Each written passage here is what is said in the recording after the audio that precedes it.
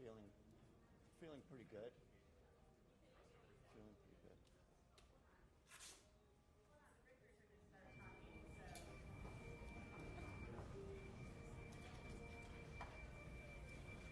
Something you want to say? I'll let him ask questions.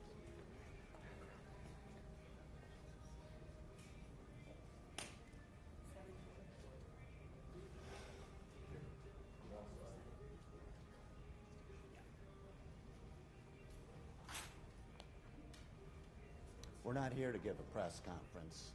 If you guys have questions, please ask us. House Bill 86 says she'll only do 180 days to serve the maximum sentence. Do you expect that to happen? No. Why not, Charlie? What are your thoughts? She's already gone through 2 years of misery in a small knit community, and I'm not the judge, but I can't expect him not to take that into consideration. Charlie, you were sitting next to her when the birds were at both of you. Can you just describe that moment, your emotion, what was going through your mind? Just describe that moment for us. About the tensest moment you can ever feel. And it was tense. Did you expect this outcome? I did. I believed in the case. I still do. Skylar's innocent. And the jury just found her not guilty, which is not synonymous with innocent, but I truly believe she's innocent. What did you think about the fact that it took only about 4 hours? I think the jury followed the law.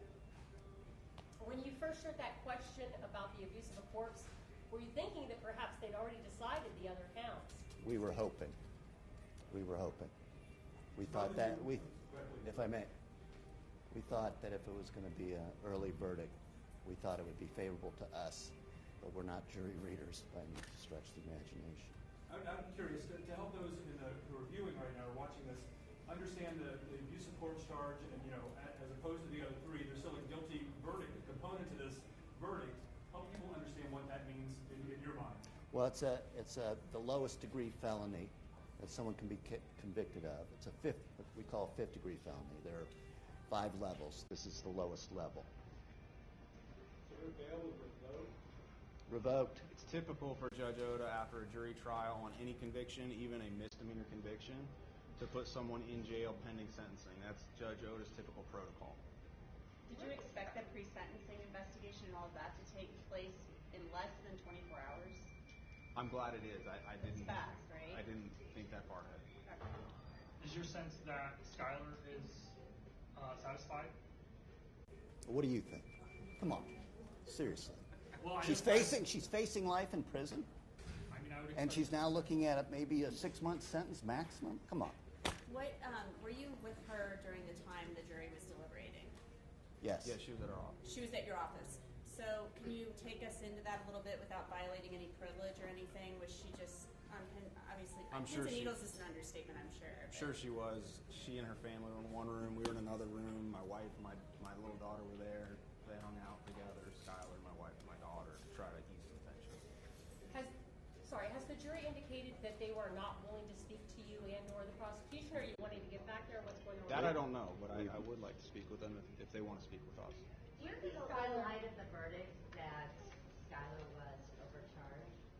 Absolutely. This is, as her attorney and knowing other cases throughout the country, this was well overcharged from the get-go. And it was so juicy for the government to think that, not only did she murder her baby, but she burned her baby, which tainted the whole jury pool, which is what we were worried about from the very beginning. Ever since her indictment and ever since that news conference, we thought we were in a hole. And it was a really deep hole, in our opinion. I can ask both of you, in the early days of this, before she was even indicted, the prosecutor's office said, we charged her originally with reckless homicide because we have evidence this child was born alive. You all were obviously privy to this evidence way before we were. Was there proof that she was alive, this second interrogation that was so scrutinized in this trial? We weren't given the interrogation transcripts or the videos until a couple months after she was indicted. We didn't know what the hell they had. We knew that, we thought, based on Skylar being adamant that she never, ever burned her baby, we thought that that would be a key to this case. And I would think that, well, you all watched it or heard the testimony, you would think that when it was scientifically impossible for her to have lit her baby on fire with a lighter, that everybody would think that's ridiculous. And you would have thought that the people who make decisions as to whether or not this actually happened would think the same thing. It's astounding to me. Do you feel the prosecution planted enough reasonable doubt in their presentation of the case? You mean intentionally? Well, obviously not intentionally, but there's been a lot of Well, I think their witnesses turned out to be ours, except for the pathologist, that forensic pathologist whose name is now Brown. She just stuck to the narrative. She was, in my mind, I don't know, but she was protecting the prosecution's narrative. Where does Skylar go from here? Because obviously, with everything, it might be hard. It probably will be hard for her to live a normal life. Well, that's a great question that we can't answer. She's worked in our office since this came up, and hopefully she'll be able to go to college. She started classes, and I think she actually completed one semester at Sinclair, and I assume that she's going to go back to school, and hopefully this will get behind her. This is a fifth-degree felony in Ohio you can seal. So 3 years after probation ends, she will be eligible to remove this from her record entirely. So is there a civil component that comes after this? Because it sounds to me like there is maybe a basis here. The statute's gone. There won't be anything civil. I'd love to sue a few of the national media outlets that said that she bashed her baby's skull in and all that other stuff. I think that was that Nancy Grace show or whatever. That was atrocious, and it was a week before trial. Crazy. You talk about media attention. This is pretty intense. Unprecedented. Can you just talk about her thoughts on this? And you say she's going to be able to have this removed, sealed in 3 years, but the internet lives on forever. Talk a little bit about that and what you will for her, I guess. Well, as time goes by, the more you live a different life, and hopefully this can be pushed farther in her past. But, even an acquittal on all 4 counts, it would be something that Skylar is going to have to live with the rest of her life. We know she's been under, tremendous stress, and probably unthinkable stress over the last couple of years. And she obviously, a lot of talk about the eating disorder. She's painfully thin. Is she gonna get some help for this? I mean, I understand she was concerned about doing that because of what the rulings in the case, but she obviously, health is an issue here. I mean, that's. She was living under this dark cloud for the past 2 years, living quite frankly, a nightmare. And hopefully, now that this is behind her, hopefully she will get help. Her parents, those of you who followed the testimony, had gotten her help when she started this disorder. Charlie, you said her mom realizes that she did some things wrong with Skylar. Is that correct? Can you talk about that a little bit? Kim's a good mom. I think that she didn't fully understand Skylar's eating disorder and the severity, or at least how to deal with it properly. And she thought that it would be good to cheer Skylar on to lose weight and also cheer her on to gain weight. She did both. And so she just wanted her to be at that equilibrium, and it frankly is not healthy because of what we know about that disease, but I don't think Kim had any malicious intent whatsoever. So you don't think it was at an obsessive level? No, she just wanted to help her daughter. Well, I'd say to follow up on Mike's question, that is what I'm curious about. I'm a parent. What's the message to other parents who watched this trial from the start, watched the whole case from the start? And it seems like there's some cautionary tales here on a lot of levels. It's so tragic. I'd just be curious to you both. I know you're a parent and you understand what I'm talking about. What's your message tonight? Wow. Quite frankly, I haven't thought about a message with regard to that, but obviously any parent should pay close attention to their child, and these parents did. They did. They, who knows what is right and what is wrong as you're raising kids. Look at what I ended up with, Lucky. But, I mean, seriously, as long as you try to be good parents, and both Scott and Kim Richardson were good parents, very good parents. And you can tell that from her brother who testified in this. They're just good people. But I think you can probably say a conversation with your children about, you can tell me anything, no matter what. probably would be a good lesson from this. Well, No matter how that bad you question think it's gonna be. assumes that they didn't. They did. I She don't was. know what they told her. I just know what they said in the I'm interrogation. just saying your question assumes that they didn't. That's what I'm saying. Well, The the last interrogation time- room. The last time you guys were in this courthouse for a really, really big case, it was actually the Whitmer case. And my question to you is, you alleged in that case that that was a rush to judgment, and you made the same allegation here. What do you hope that the authorities here might learn as a result of this situation? You would think that from both, first of all, you start with the police. You would think that once they got Skylar to say that she actually burned her baby and the baby combusted in the middle of the night after she delivered this stillborn, you would think that anybody who would review that report where the flames came up to the chest would know better. That's one. Number two is that when this was presented to this pathologist, you would think that a professional pathologist would think twice. Did that really happen? And as you all know, the evidence, at least the emails between me and that pathologist, where I had a conversation with her, and I specifically asked her that question, and she says, the question being, can you light a baby on fire with a lighter by touching its foot? And she said, and this is in the trial, I don't know, I never tried it. What? Is that really science? Is that really science? So then we go from there to the prosecutor's office, and they should have taken a little bit more careful review of what's going on, but they're relying on the experts being from that Montgomery County Coroner's Office. Those text messages were used by the prosecution front and center in the beginning of their opening statements. What do you have to say about teens and the way they text and maybe the perspective that would come from these messages?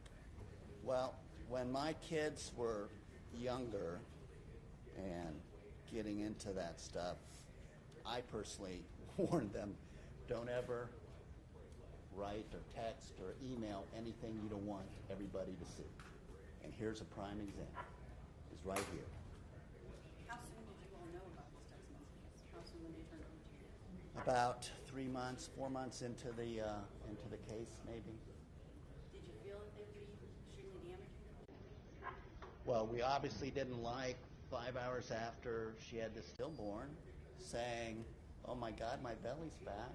I mean, that, you know, we'd be lying if we said we weren't worried about that. Absolutely. That's not proof that she wasn't mourning inside or grieving, which I know she was. You mentioned in your closings about outrage in the community, and you kind of placed a little, we kind of interpreted that as placing a little bit of blame on prosecutors and people who announced that she burned Sure. the baby and everything. Can you talk about the effect that this case has had on the community? It's a small, I mean, Warren County doesn't have a lot of people. So what's it been like? You know, I don't know if there was much division in the community over this case or not. I try to stay out of the social media and press.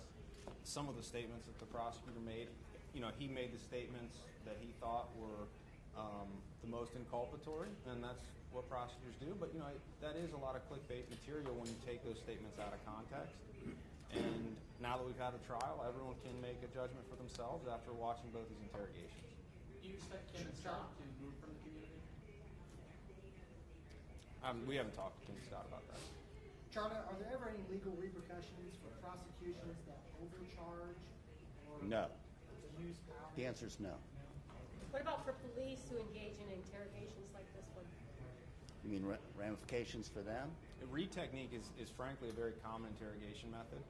I believe, I could be wrong on this, I believe one country might have banned the read method. But as we've had cases like podcasts and serial podcasts, Making a Murderer, people are starting to come around to the idea that there are false confessions. And it's pretty rare to be able to prove conclusively that what someone says is false. Because prosecutors always say, well, do you lie to get in trouble or lie to get out of trouble? And for a lot of people, we don't understand how you can admit to something you didn't do. But DNA evidence has proved time and time again that grown men have admitted to things that they didn't do because of this Reed method. Lieutenant Fain, or now retired Lieutenant Fain, said he wasn't familiar with the Reed technique. Did you see anything in? He said he was familiar with I it. thought he said he didn't. He was He familiar. was evasive. He didn't I'm sorry, say, I misunderstood that then. I don't know if he said he was trained in it. He said he was familiar with it. But was there anything in Detective Carter's personnel records that showed she had been to a training? Detective Carter and Lieutenant Fain did the Reed technique to a T. And they were very good at their job. It was confrontation, minimization. Confrontation, minimization. That was the Reed technique. They both did it. Whether or not Lieutenant Fain had formal training in the Reed technique, I don't know. I can tell you that I talked to Lieutenant Fain when he was on talking terms with us when this case was going on, and I asked him specifically if he was trained in the Reed technique, and he told me he was. Oh, he was. Okay. Yeah.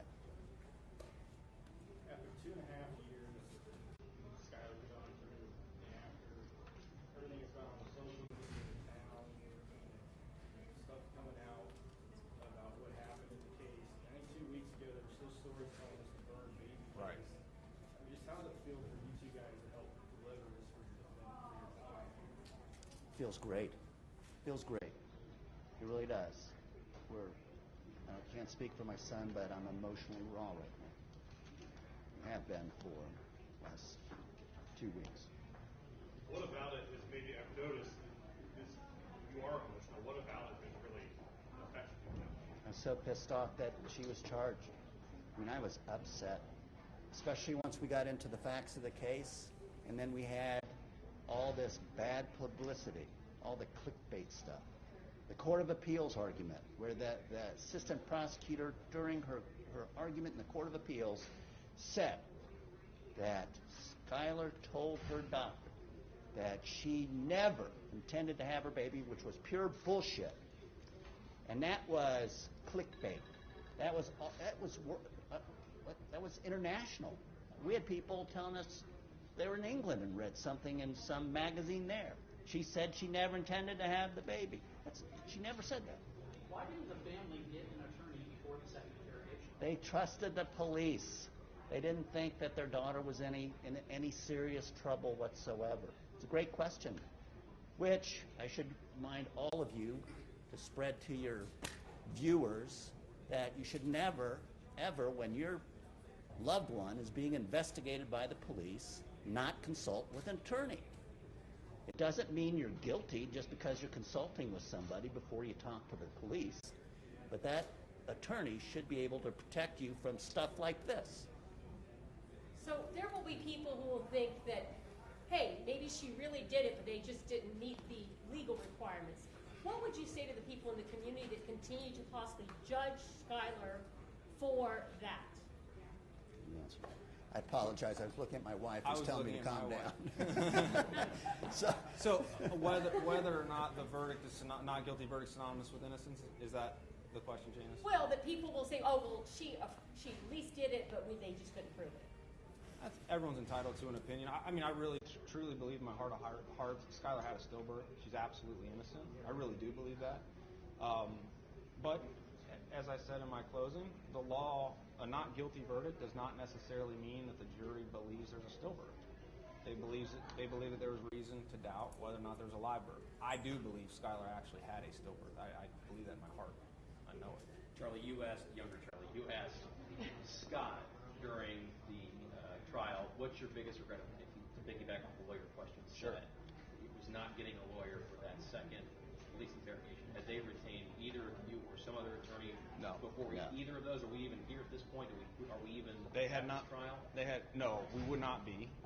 And they had not consulted with any attorney until after the second interrogation. In fact, they arrested her after that second interrogation, and that's when Scott called an attorney he knew.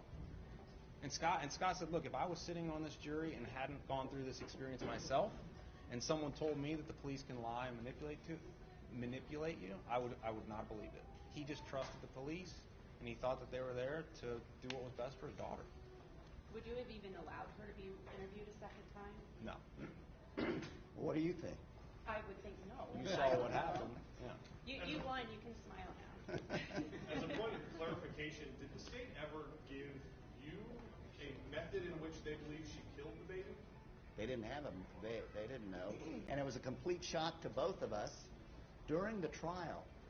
They put that, I think it was Sergeant Smith, up there to say, oh, that blood stain looks like the torso of a baby.